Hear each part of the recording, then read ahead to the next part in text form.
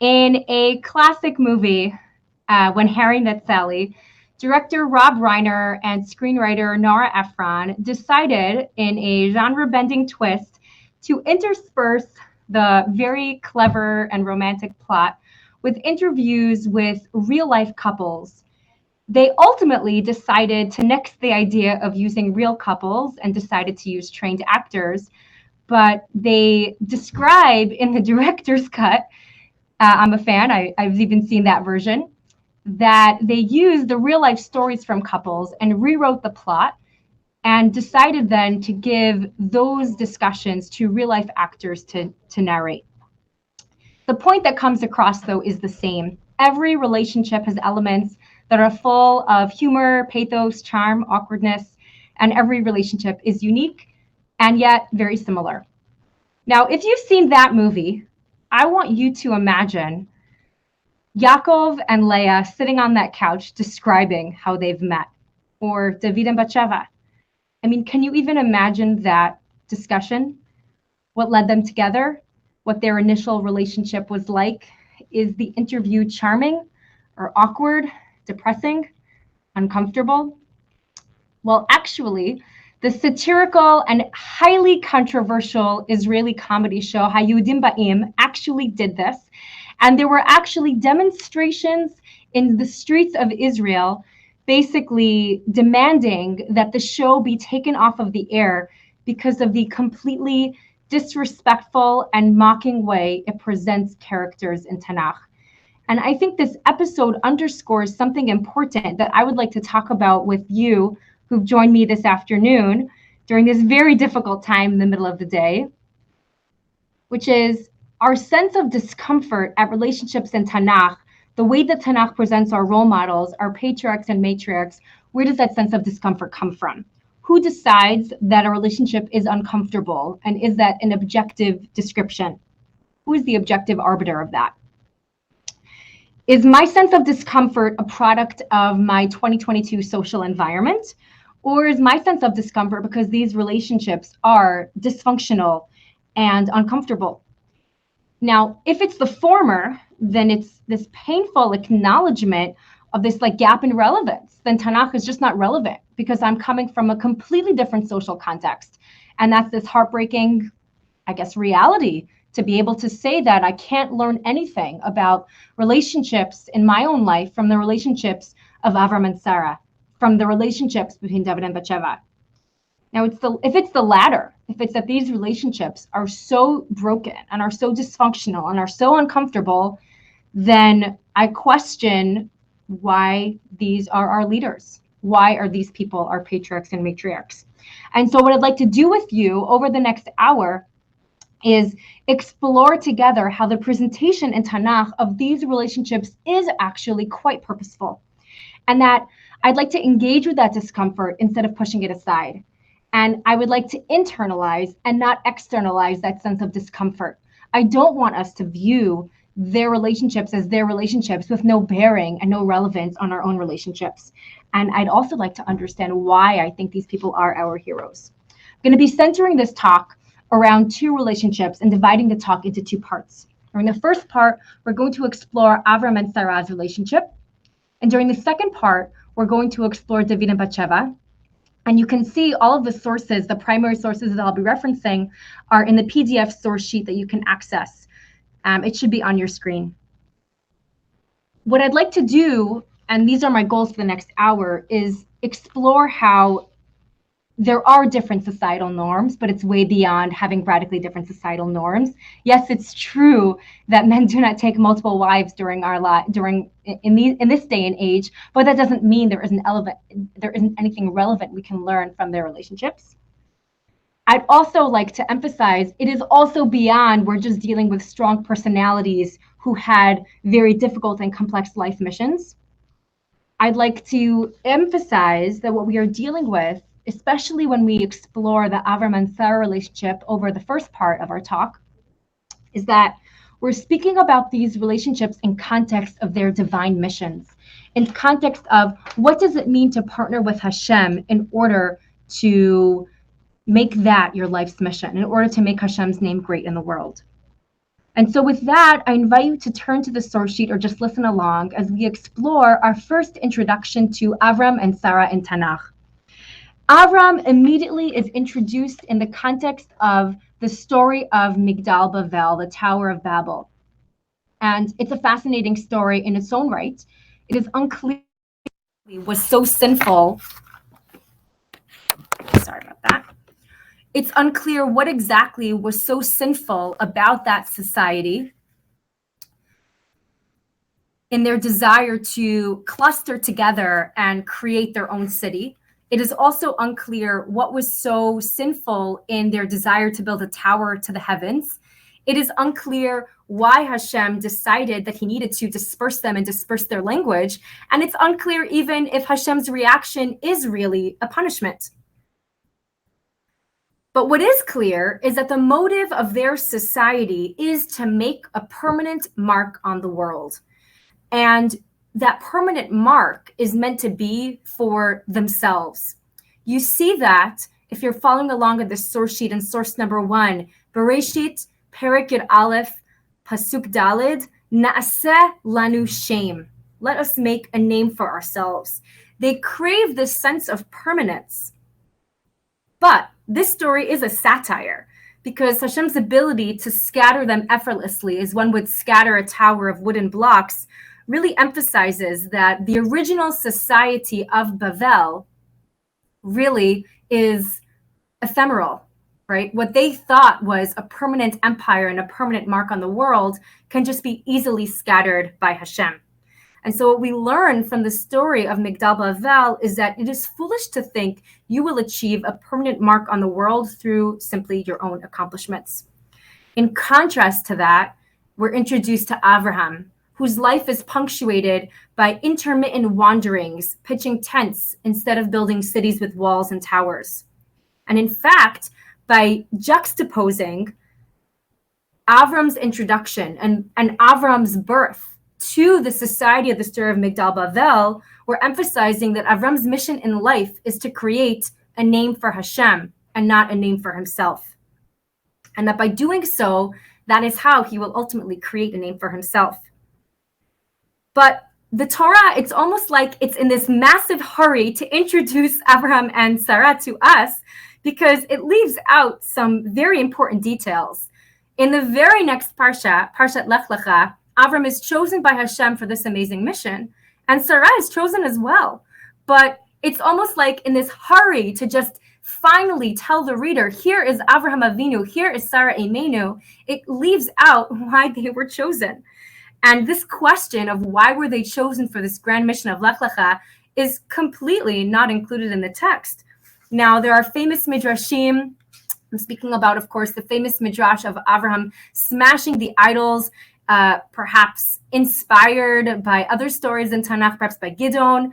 There's actually a famous story of Nechama Leibowitz that when she was beginning a class teaching some soldiers, she passed out Tanachim and then she said, okay, class, your first assignment, please open up to the story of Avram smashing the idols. And one by one, they all open up the Tanachim and they're kind of looking around. Oh, it should be somewhere in Sefer Bereshit, the story of Avram smashing the idols, right? That's why he was chosen by Hashem for Lech Lecha.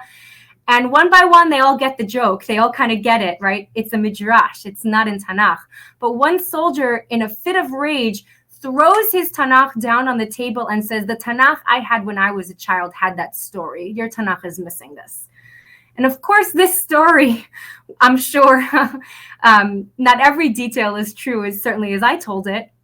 And what the story emphasizes is that so often we turn to midrashim to fill in the gaps of the text, but what the deeper question still stands, which is, why was this couple chosen? The psukim that describe Avram's birth emphasize the details that are here are the only details that we can use, the only details that we have to fill in the answers to this question. Haran dies in Ur Kasdim, the land of his birthplace, and the family moves on. And that could have spelled that Haran's life could have been just like Hevel's life a few chapters earlier. Nothingness, completely forgotten. The family doesn't even live in Ur Kasdim anymore. And so it could be that this member of their family is completely forgotten.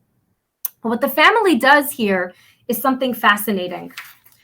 Please look at how they respond to Haran's death. Haran holid et Lot. He gives birth to a son, Lot. And what Avram at this stage in his life and Sarai do is, and this is a detail that's emphasized, is that they take Lot with them to their next journey. It is clear, and it is unclear at whose insistence this is, but it is clear, is that they do a sort of proto-Yibum act. In adopting Lot as their own, they ensure that Haran's legacy is carried on. Yibum, of course, that I'm referring to in the Torah is described that when a man dies childless, his brother and his widow have the opportunity to marry and have children in his name. And obviously, I call this proto-Yibum, not only because those halachot were not written yet, but also because it doesn't exactly fit the model of Yibum as presented in Tanach. But really, this idea of creating a name and creating a destiny for somebody else, where all hope of a future and of a destiny seems cut off and blocked, is an act of heroism and selflessness that Avram and Sarai do before even they are Avraham and Sarah, before Hashem comes to them with this grand mission of Lech Lecha. And it makes them stand in such a contrast to the society of Migdal Bavel, who were all about Na'aseh lanu shem, let us make a name for ourselves. But this proto-Yibum and this desire to make a name, to make a legacy, to create a future is going to be a struggle that this couple, Avraham and Sarah, will have. It defines really the struggles they have throughout many parts of their life. Because it seems that right up until Lot and Avram split, Avram and Sarah imagine that Lot truly is their adopted son. Even before Hashem comes and says to him, Escha legoy gadol v'arachecha v'agadla shemecha v'yebracha, that Lot is going to be, Avram quite naturally must assume that Lot is going to be that continuation and that fulfillment of that legacy. So Hashem's commandment of Lech Lecha and this statement of Avraham, you will be the father of a great nation, is the most complicating factor in Avram's life. And the destiny that Hashem keeps promising is a source then of major struggle for Avraham and Sarah as they struggle to define how are they meant to fulfill this grand destiny. Is Avraham meant to be another Nimrod who becomes the father of a great nation by conquering? Is Avraham meant to father more children? Why would Avraham assume that Sarah would be the partner of this mission? Why wouldn't they assume that Lot, their foster son, adopted nephew, would be the person who's going to carry that out? And although this episode deserves far more attention than, unfortunately, we have the time to give it, the story of Avram and Sarah and their journey to Egypt, forced out of Canaan shortly after their arrival because of the famine, right? Avram's choice to declare Sarah his sister and watch her being taken into Pharaoh's harem into his harem becomes both horrifying and yet understandable. Because at its core, what I think that story shows is Avram's lack of understanding of what Sarah means to him. Is she a wife? Is she a partner in the divine mission? Avram is so bent on survival in order to fulfill Hashem's mission. He is so worried that the Egyptians are going to kill him. So his response is, I need to survive at all costs, even if the cost means allowing his wife to be taken into Pharaoh's harem, even if it means doing that, putting her into this adulterous position. Because in his mind at this stage in his life, because of that complicated divine mission, Sarah's function in his life is so confusing because based on how he understands the divine mission at this stage in his life. It's during this episode in Egypt that Hagar joins their family. She, of course, comes to their family as a gift, presumably as Pharaoh rewards them and sends them on their way. We assume she is one of the gifts. She's a slave woman, a maidservant given to them from their time in Egypt. And she is a complicating force in their life because Sarai's suggestion to Avraham that she be his wife or his concubine, or be the mother of a child that Sarai cannot provide for Avram, is inviting, in a sense, complications and struggle into her life.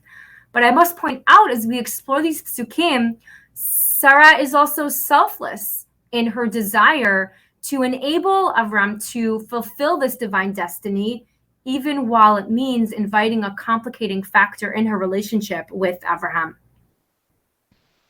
I think it's important to explore, and I mentioned that we would kind of consider this, how societal norms were different, because their expectations of Hagar are that she will father a child that will not be her own. And you see this very clearly in the Psukim, and I invite you to look at the next source from Breshit Perek Tet Zayin. Sarai eshet Avram lo yolda lo, v'la shivcha mitzrit ushma Hagar. Literally, Hagar's name means Hagar, the outsider. And of course, it's probably an Egyptian's name. It just says that double meaning in Hebrew. But Tomar Sarai el Avram, hinena atzarani Hashem miledet. I think it's fascinating that Sarai says that Hashem has stopped her from having children, because after all, Sarai and Avram are so obsessed with fulfilling the divine mission. And Sarai is basically saying, it's the same Hashem who told you you were going to be the father of a great nation, who has stopped me from having children. Bona el shefchati, be with my maidservant, ulai ibaneh mimena. Maybe I will be built up through her. Vayishma Avram l'kol Sarai. And Avram listens to Sarai's voice. ותיקח שרה אשת אברהם את הגר המצוית שפחתה מקץ 10 שנים לשבת אברהם בארץ כנען ותיתן אותה לאברהם אישה. And here you have some wordplay. She gives Hagar to her husband, lo leisha, to him as a wife. And that dagesh, emphasizing the possessiveness of isha, her husband, and isha, a wife. At the core of this story, emphasized through this literary structure, is the tension between what does it mean to be an ish and isha? What does it mean to be a man and a woman? And what does it really mean to be a husband and wife? In this story, it seems that Sarai's definition of wife and mother is, I provide you with a child. I'm a vehicle for that. I'm a vehicle for your future. Where is Sarai's identity in this? Well, Sarai says, ulai ibaneh mimena, maybe I will be built up through her. I'd invite you to consider that in 19th century, 18th century Mesopotamian law, this scenario is not only common, but it's spelled out in law books of the time.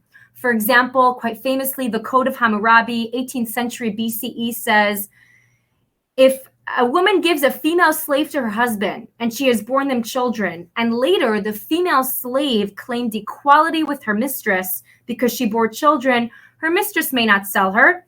She may mark her with a slave mark and count her among the slaves. What's being emphasized in this is that this notion of surrogacy, of a surrogate mother and having a slave woman who bears children, was all too common in that society. I'd like to refer to another Mesopotamian marriage contract. If within 2 years a wife does not produce for him an offspring, she herself will purchase a slave woman. And after she has produced a child by him, he may then dispose of her by sale wheresoever he pleases. What, in a very chilling reality, this society is showing is that this Avraham, Sarah, Hagar triangle was all too common and expected at the time. Sarah's reaction that we would have of, I think, a sense of being horrified that she would invite Hagar into her marriage is something that was expected and common of the time period. And Hagar's reaction of Vatakel gvirta be'eneha, that no longer does Hagar view Sarah in the same way. No longer does she look at Sarah as her mistress and treat her with the same deference. What these legal contracts are basically emphasizing to us is that Sarah's reaction when she says in Pasuk Vav, Vate'aneha Sarai, Sarai abuses her, is exactly how a good Mesopotamian mistress was expected to respond in reaction to a maidservant not understanding her role in this surrogate relationship.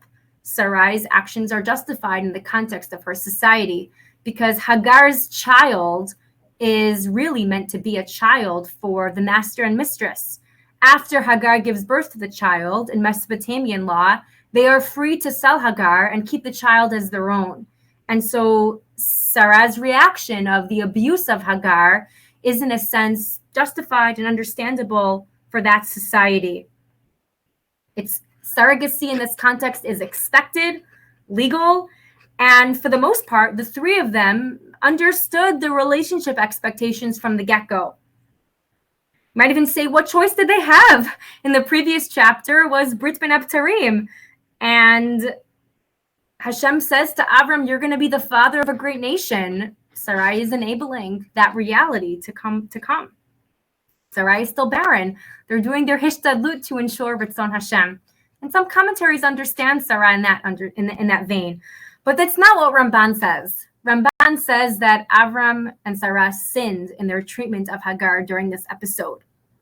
And he points out, and I provided you with this chart, so you can see the parallelism for yourself, that the language being used in Brit Ben Abtarim to describe the future suffering that the nation of Israel will undergo mirrors in a very eerie way the language used to describe the way that Sarah treats Hagar.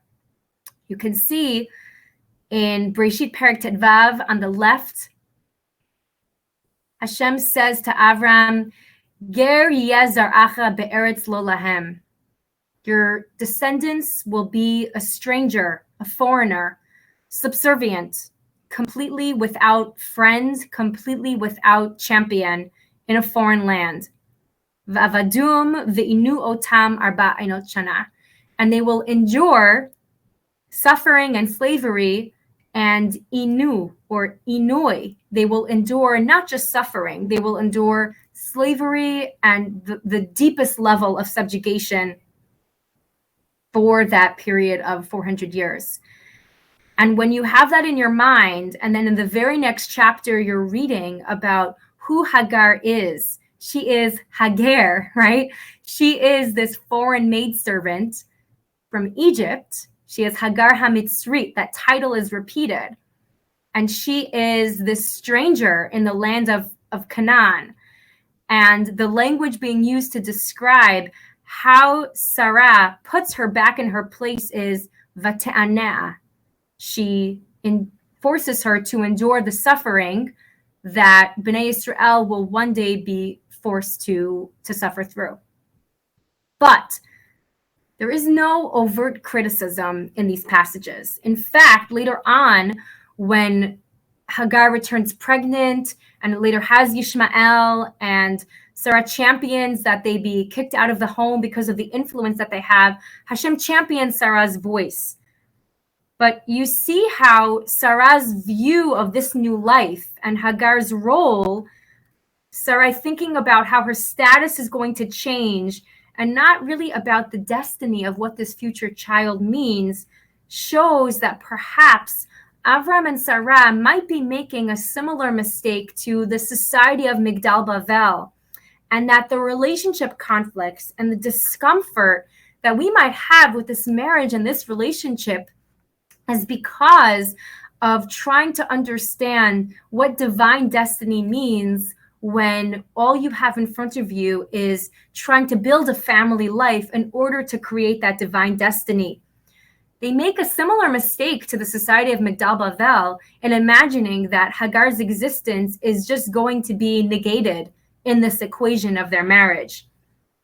But Hashem just told them during Brit Ben Abtarim, your children, your future children, Bnei Israel, they will be victims and they will not be negated. Hashem promises to ensure that despite enduring the lowest of the low for 400 years, their names will not be negated. They will have a destiny. In a sense, Hashem is promising to do yibum for them, to ensure that Bnei Israel have a future and a name forward.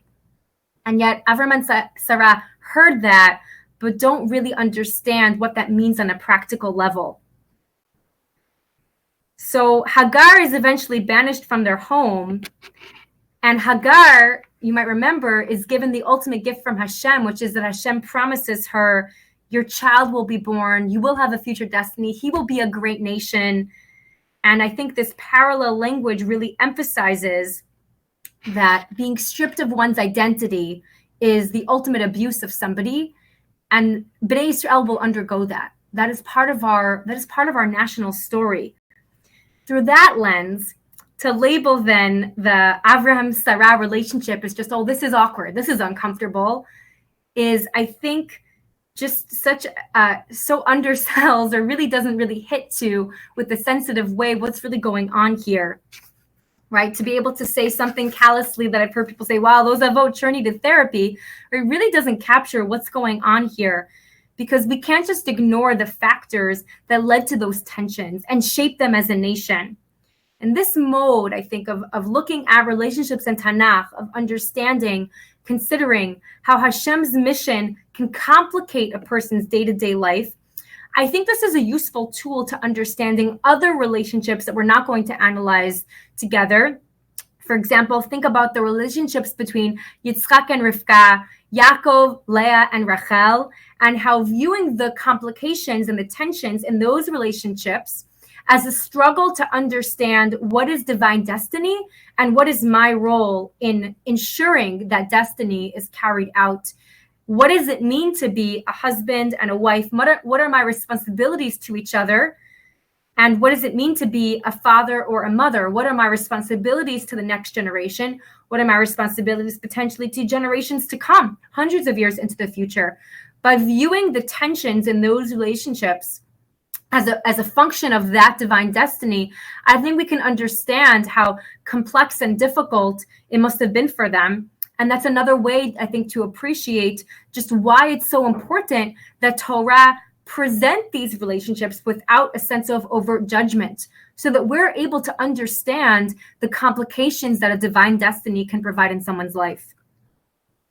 What I'd like to do now is transition to part 2 of our talk together and discuss with you together another thread of uncomfortable relationships in Tanakh. And these are of stories with blatantly inappropriate relationships. So, for example, the story of Lot and his daughters, the rape of Dinah, Yehuda and Tamar, Amnon and Tamar, and of course, David and Bathsheba, which we'll explore together. And these stories, we bring into the story not only our social mores as armed with judgment, but in a sense, we also say it's not just my own societal context which makes me look at those people in this manner. It's also Torah itself, because these are stories of objectively bad behavior. Even in a society where maybe, having more than one spouse is approved of, and even in a society where male-female roles are different, even as in a society where everything is so different, these are stories where objectively the characters behave in ways that are inappropriate. Why are these stories here? I remember as a child in elementary school and then middle school, whenever we would get up to one of these stories, I went to a Beis Yaakov, so some of these stories were censored. And I remember always grabbing a stone chumash, reading the English translation at home, and wondering if it's so bad that it needs to be censored, and if I'm really too young or too lacking sophistication or understanding to understand these stories appropriately, why are they in Torah? Why are they here? I think these stories defy what you might expect, because something I want to emphasize in these stories is that they defy the easy blame, or they defy the easy moral. It's interesting to consider that fairy tales, although they started to be written down in the 1800s and the 1900s, the Brothers Grimm were actually people who went house to house collecting these stories. They were really coming at it from a linguistic perspective. Fairy tales were popular and passed down as oral traditions because they had an easy moral packaged in an imaginative tale. These episodes don't always have an easy moral, and so they force the reader to probe at choice and victimization and responsibility and tshuva in much more nuanced ways. So what I'd like to do over the next few minutes is explore the story of David and Bathsheba through this lens, and similar to what we did in the first half, create a principle or a method of learning that we can then apply to other stories and understand in a more sophisticated way why it's here, what we're meant to take away from these stories. The story of David and Bathsheba is in Shmuel Bet, Perek Yud Aleph, but it really starts with the previous chapter in Perek Yud. There, David's general Yoav has a successful battle against the Arameans. And that first chapter, this is really the context of the story of David and Bathsheba. In the first half of the chapter, we see a diplomatic incident that triggers this war between Israel and Aram. And we see this, there's interspersed, the literary style is there's portions of dialogue, primarily with Yoav as he navigates this diplomatic mission. And we also have a lot of narrative. And then in the second half of the chapter of Perek Yud, it's just narrated time and narrated events. And if you've ever read Sefer Melachim or taught Sefer Melachim, as I have, it's quite challenging to read many sections of Sefer Melachim, particularly Sefer Melachim Bet, because you'll get to chapters where there's almost no dialogue and just pure narration. This king ruled for this period of time, and here's what happened. They fought a war, very few colorful details. And it's interesting that Sefer Shmuel often is filled with exciting plot, exciting stories, lots of deep dives into character. And yet, the story of David and Bathsheba, arguably, it's made for a movie. The previous psukim, the preceding psukim, are very dry and just narration. No dialogue. And then you open with Perek Yud Aleph, the story of David and Bathsheba. So I invite you, if you're following along on the source sheet, to look along at source 4. The opening, the introduction to this story of David and Bathsheba opens with emphasizing Vayhi l'tshuvat hashana le'itzet hamalachim vayishlach David et Yoav ve'et avadav imo ve'et kol Yisrael vayashchitu et bnei Ammon vayetzu araba ve'David yoshev b'Yerushalayim. It opens by emphasizing that Yoav is once again at war. There's a siege against Ammon, and this harsh, I think, implicit criticism of David Yoshev b'Yerushalayim. Sometimes Vav in Tanach simply is to emphasize a consecutive sequence, and David is in Yerushalayim. Sometimes Vav, however, in Tanakh, when used in between phrases, emphasizes a contrast, but. And that, I think, is what's going on here in this pasuk. Yoav is off fighting David's wars. The war against Aram was complicated. They have another complicating siege in Ammon, and they're successful. It seems like they have the resources and the wherewithal to do really well. But David is in Yerushalayim.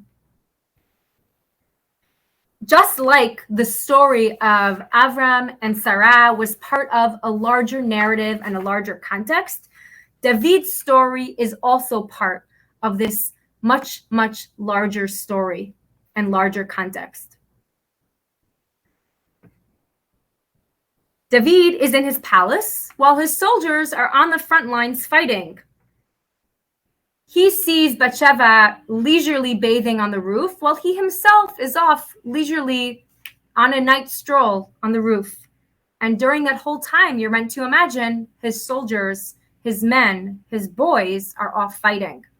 It's really this harsh criticism of his actions. Not only that, after David and Bathsheba's initial affair, Bathsheba sends David a message that she is pregnant. David's first reaction is to call home Uriah, Bathsheba's husband, from war, and to send Uriah to be with Bathsheba, presumably to create a plausible cover-up story, giving it the illusion of morality that Bathsheba was with her husband and that's how she becomes pregnant. And consider the criticism that Uriah's response then is actually when David meets with him. So Uriah has an audience with the king, and David sends him home. David then hears that Uriah actually refused to go home, presumably to participate in David's cover-up story. It is unclear how much Uriah actually suspects of what is going on. But when David tells Uriah, why did you not sleep in your house? Look at Pasuk Yod. Vayigidu David lemor lo yarad Uriah el beito. Or they told David he didn't go home. Vayomer David el Uriah halo miderech ataba madua lo yaradata el beitecha. Like you came from war. Don't you want to go home to bathe, eat a proper meal? Vayomer Uriah el David ha'aron vayisrael v'Yehuda yoshvim basukot. The rest of them are in the trenches, right? They're in Sukkot. They are fighting for their lives. The rest of them are sleeping in tents on the fields, on the front lines. And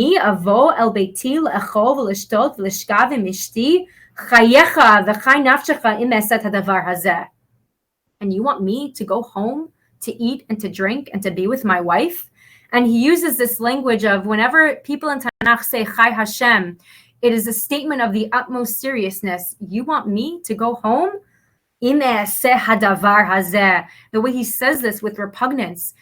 Uriah's criticism of David is, unimaginable. To be able to speak to a king this way, I think points to a deeper tension that is perhaps the reason why this story is contextualized against Yoav, right? Yoav, eventually, it's unclear how loyal he's going to remain. I think what Uriah is saying is, Yoav's off fighting your battles, and I'm off fighting your battles, and you're here, and you're so out of touch if you're telling me to go home and eat and drink. Do you not realize what's going on in the front lines? And so what this story becomes then is a story much more than just a night of lust or a night of forbidden passion or a tawdry affair or whatever you want to call it. This becomes a story then of what happens when not just a man, but when a king abdicates responsibility.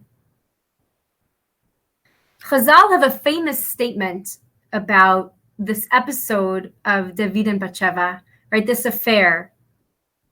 They say, Kol mi she'omer David chata eno ala to'eh.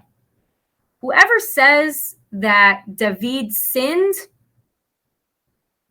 is just mistaken. And it's unclear who exactly is mistaken. Is it that David is the to'eh? David is the one who made the mistake in his affair. And there are Gemaras that suggest that what was commonplace during that time was for soldiers to write a get kritut, a bill of divorce for their wives before going to the front lines, understanding the risks that they were putting themselves into. Would they be captured behind enemy lines? Would there be a clear eyewitness of their death to report home to their wives? Not wanting their wives to be in this uncertain state, being an aguna, they would divorce their wives preemptively. And so Bathsheba was not really an eshet ish. It wasn't really adulterous since she was already divorced. But what I think this statement, though, often misunderstood is really, it's almost like this statement is a red herring just as much as the story is. Because what this statement isn't saying is that David didn't sin. David himself, after being confronted with his actions by Natan HaNavi, right, after Natan tells him this parable and says, you are that person, David's response is chatati. Can you not, I sinned. Can you not take him at face value? If somebody says they sinned and feels a sense of guilt, can you not accept that? Do you have to deny them that guilt? What I think this statement is really saying is, David did sin, but if you're saying his sin is just an affair, you're mistaken. I think the sin is just as reprehensible. It's just different. It's an abdication of responsibility. And tshuva then for this sin is making it right vis-a-vis Bathsheba. An affair, I think, is defined by having an utter lack of loyalty to the woman and to the potential children she might bring into the world. And David's reactions when he finds out that Bathsheba is pregnant and tries to cover up that pregnancy, his own child, by calling Uriah back home, trying to cover that up. Tshuva for that error is going to mean being loyal to Bathsheba and to her children. So proclaiming Shlomo, for example, as the heir to the throne. And his next piece of tshuva means taking responsibility to the nation and being loyal to the nation. And the rest of Sefer Shmuel and the opening of Sefer Melachim, where David is a character only for the first few prakim, is about David taking responsibility, or perhaps struggling taking responsibility with the nation. And it's the rest of his life that he probes, what does it mean to take that responsibility? The book of Kings, Sefer Melachim, opens with Natan and Bathsheba coming to David, sick and ailing, perhaps senile, on his deathbed, telling him, you promised us that Shlomo was going to be the next king, but others are staging a coup. Will you not do what you need to do and proclaim Shlomo as king publicly once and for all? And that's exactly how our episodes and the narrative about David ends, with David publicly declaring Shlomo as king. Not only that, giving Shlomo advice to set up his kingdom in the correct manner, settling old scores, closing the circle, and taking responsibility to his actions, not just to Bathsheba, because she is not the only victim in this breakdown. It's the nation. It's abdication of responsibilities to the nation and settling the scores on that front, ensuring that Shlomo becomes king. I think Tanach's goal in sharing stories like this is not to be salacious. It's because when you probe these stories, they have very powerful messages about what taking responsibility for one's actions really means. So, for example, consider other stories, other uncomfortable relationships in Tanakh. Lot and his daughters. Why does Lot lead himself and his daughters to a secluded spot and become drunk? So drunk, in fact, that he does not realize his daughter's secret plan to become pregnant by their father, thereby ensuring the future destiny of the world. When you look at that story at first glance, you say, well, it's the daughters who engineer this. I guess Lot becomes drunk. How could they do this? This is horrible. But you have to probe it more to see that this is a story about abdicating responsibility. Think about the story of Amnon and raping Tamar. Yes, Amnon is obviously the guilty party, but why does David, why do other members of the palace allow Tamar to serve Amnon in a manner that half siblings normally weren't, in a secluded way? Everybody else is on the sidelines. Why do they not stop this? Why do they allow this to proceed forward? Think about the story of the rape of Dinah. After they learn of this episode, why does Yaakov stay silent? Why does he not do anything to initiate anything? What was their plan when they arrive in Shechem? And what was their relationship like with the surrounding neighborhood? Did they neglect to establish themselves and establish parameters for this? So what I think each of these stories, and this second principle, which I'd like to define and articulate for us, is these episodes are all about abdicating responsibility. And in fact, I think every story of a relationship gone bad, of an abuse in a relationship, is when someone abdicates the sense of responsibility that they were supposed to have taken for their actions, for their emotions, perhaps. These episodes in Tanakh are easy to externalize and to stay away from, stay distanced from, to say that was their society, we have a different society. That was them, it's not relevant to us and to our relationships. What I'd like to emphasize in closing is that when we examined Avram and Sarah's relationship in the context of a confusing divine mission, and when we look at the stories of illicit relationships in Tanakh, and we see how they resist an easy blame or an easy finger pointing, we can see then, I think, the heroism and vulnerability that they do display in these relationships. and make us understand why these individuals who are able to try to repair and try to muddle through are worthy of being patriarchs and matriarchs. So when viewed in this context, I think these relationships are actually powerfully relevant to our own relationships. Because when relationships break down, it's very easy to write the narrative as an easy black and white story of blame. But consider the story of Abraham and Sarah is a story that many, if not all, relationships deal with. Who in their relationship hasn't struggled with which partner's career and divine mission should take primacy, right? Whose job are we willing to sacrifice in order to preserve? Whose role is more important to us? What does it mean to be a husband? And what are my responsibilities to my spouse? What does it mean to be a wife? What are my responsibilities to my spouse? What does it mean to be a parent? What are my responsibilities to my children? And responsibility. When relationships break down, it's so easy to frame it as he's right, she's wrong, she's right, he's wrong. When in reality, taking responsibility means turning inward and being forced to confront the management of your own actions and your own emotions. And taking necessary steps to repair means, in a very vulnerable way, turning inward. I think we can then have empathy by seeing these stories in Tanach, have empathy for the breakdown of our own relationships, I think that's why these stories are so important and so much more than just uncomfortable relationships. These stories are stories that can inspire us to repair the discomfort of our own relationships and to understand that just like David learned to take responsibility, just like Abraham and Sarah learned to partner with each other in order to fulfill their own mission and thereby fulfill the divine mission, we too have tools for repair. At this point, at 1:47, I finished my formal remarks. If you're willing to unmute yourself and share any questions or feedback for discussion or write it in the chat, I'd love to address that. Otherwise, I invite you to enjoy the rest of the conference.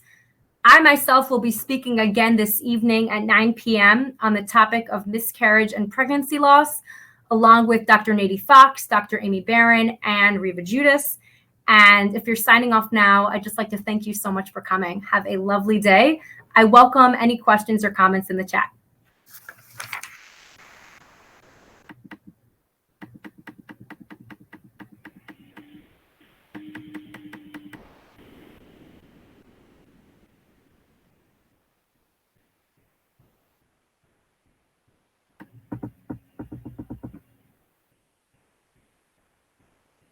All right. I'm not seeing any questions or comments, and so I'd like to thank you so much for coming and have a lovely day, everybody. All the best.